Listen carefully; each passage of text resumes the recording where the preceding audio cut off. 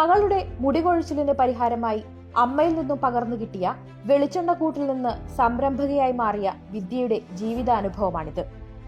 നന്ദികേശം hair oil എന്ന branded സ്ഥാപനത്തിന്റെ ഉടമയാണ് ഇന്ന് ഈ വീട്ടമ്മ. അപ്പോൾ ഞാൻ ഒരു സ്കൂളിൽ കമ്പ്യൂട്ടർ പഠിപ്പിക്കുന്നുണ്ടായിരുന്നു, കമ്പ്യൂട്ടർ ടീച്ചറായിരുന്നു. അപ്പോൾ നമ്മുടെ കൂട്ടത്തിലുള്ള അധ്യാപകർക്കും പിന്നെ അതുപോലെ മോളുടെ സ്കൂളിലെ 1-2 ടീച്ചേഴ്സിനും ഒക്കെ ആദ്യം പരീക്ഷണം എന്നുള്ള നിലയ്ക്ക്, പിന്നെ എൻ്റെ 1-2 സുഹൃത്തുക്കൾക്ക്, അപ്പം അവർക്കൊന്ന് കൊടുത്തു നോക്കിയപ്പോൾ അവർ നല്ല റിസൾട്ട് പറഞ്ഞു. ഇനി നിർത്തിക്കളയല്ലേ എന്നുള്ളൊരു. താൻ ഉണ്ടാക്കി നൽകുന്ന വെളിച്ചെണ്ണക്കൂട്ട് വാങ്ങി പുറത്ത് മറിച്ചുവിറ്റ് പലരും വലിയ ലാഭമുണ്ടാക്കിയിരുന്നു. മറ്റ് ഓയിലുകൾ നന്ദികേശത്തിന്റെ സ്റ്റിക്കർ പതിച്ച് വിപണിയിലെത്താൻ കൂടി തുടങ്ങിയതോടെ തന്റെ ഹെയർ ഓയിൽ സേഫായി സെയിൽ ചെയ്യാൻ എന്താണ് മാർഗമെന്ന അന്വേഷണത്തിലേക്കെത്തി.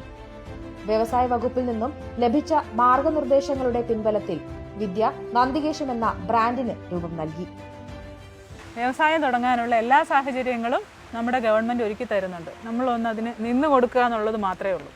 കേരളത്തിൽ ഒരു വ്യവസായം തുടങ്ങുക എന്നത് വലിയ ബുദ്ധിമുട്ടുള്ള കാര്യമാണെന്നും വലിയ നൂലാമാലകൾ ഉണ്ടെന്നുമായിരുന്നു പലരെയും പോലെ വിദ്യയുടെയും ചിന്ത. തനിക്ക് അത്തരമൊരു ബുദ്ധിമുട്ടുകളും നേരിടേണ്ടി വന്നിട്ടില്ലെന്നും ഈ വീട്ടമ്മ മനസ്സ് തുറക്കുന്നു.